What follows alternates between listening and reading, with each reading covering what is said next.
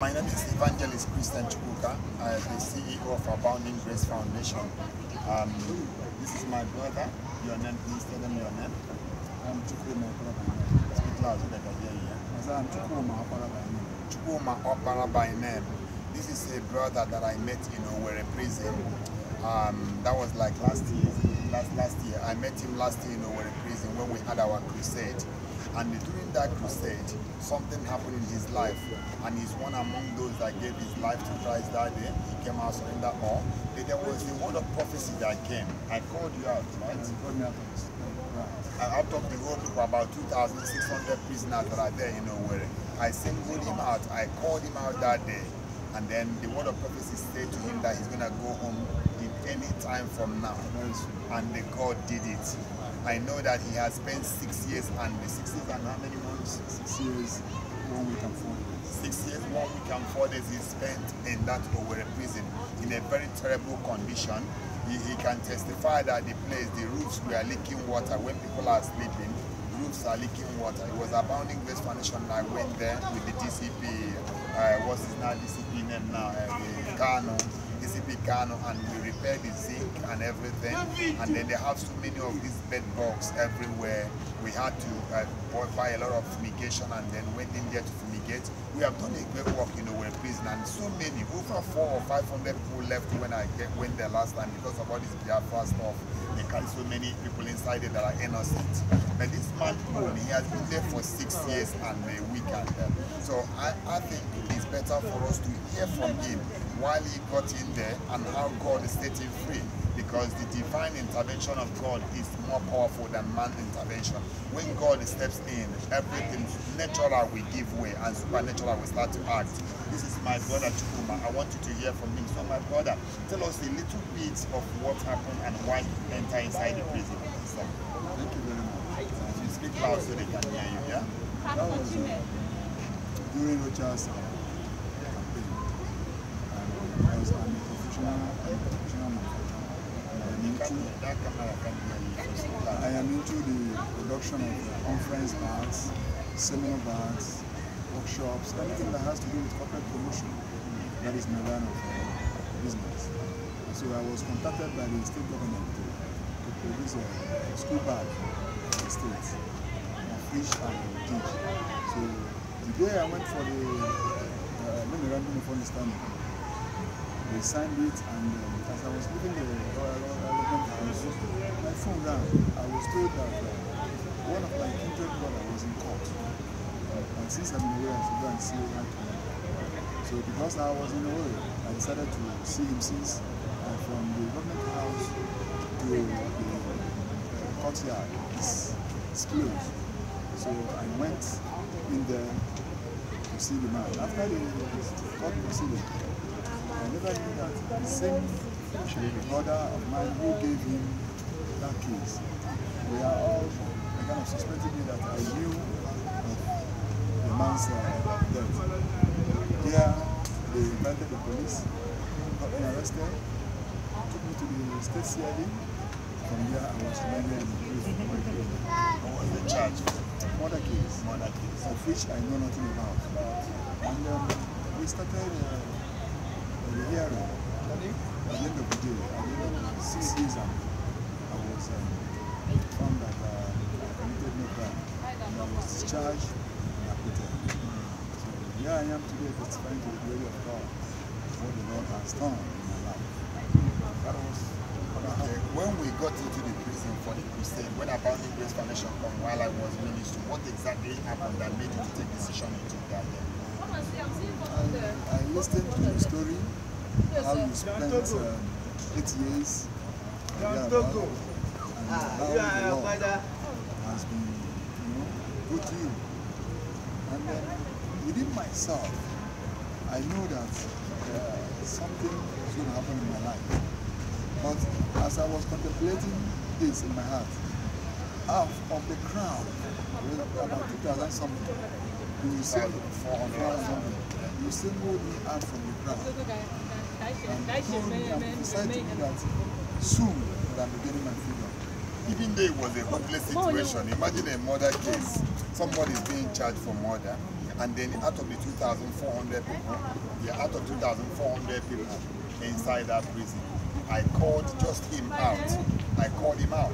And I did not know what the case is. Did I ask you the case? I don't usually ask anybody the case. That is God's intervention. You see, God has never stopped working and he has never stopped using people to do his thing.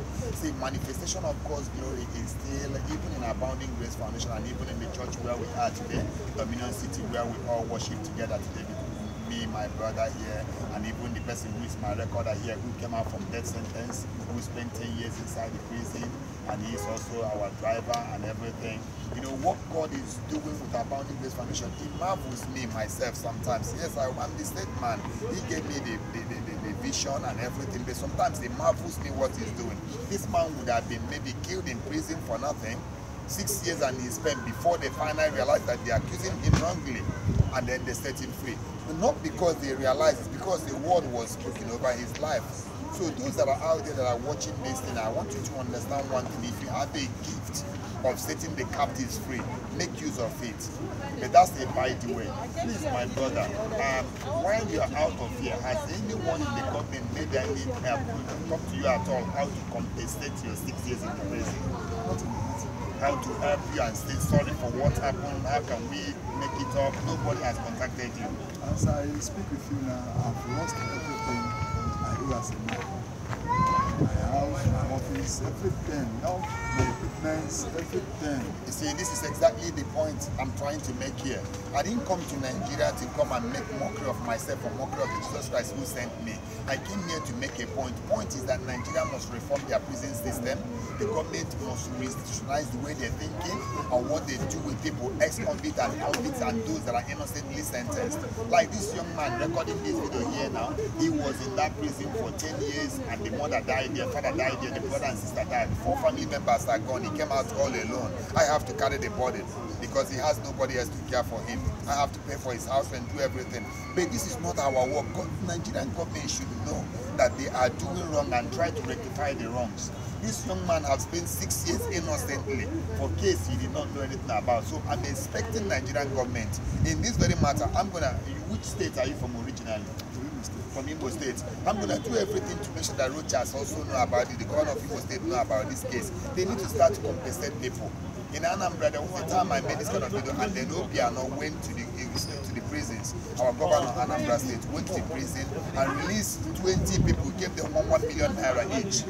That is how other governors should act. This man have lost his office, he's lost his house, he's lost everything. He's lost the mother. Oh, your mother dead as well. You see, the situation is kind of unbearable. It's unbearable. Now, where will he start? That's the question. Where will he start?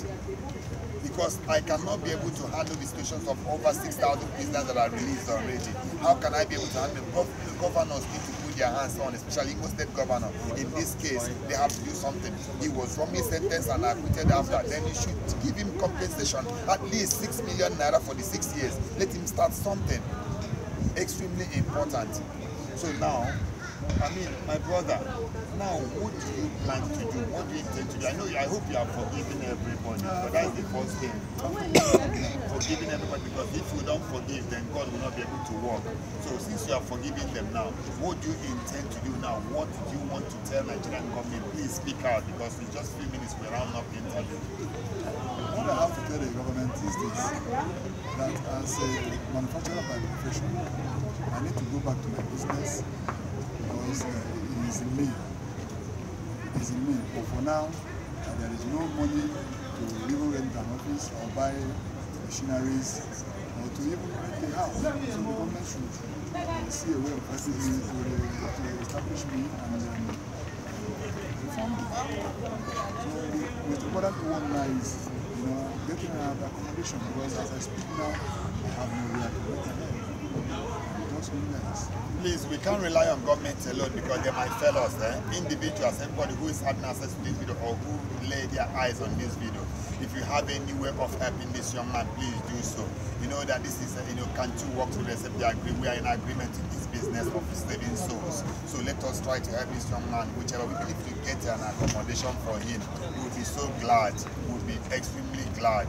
So please, and our video showed me that I have only 2 minutes left on my video now.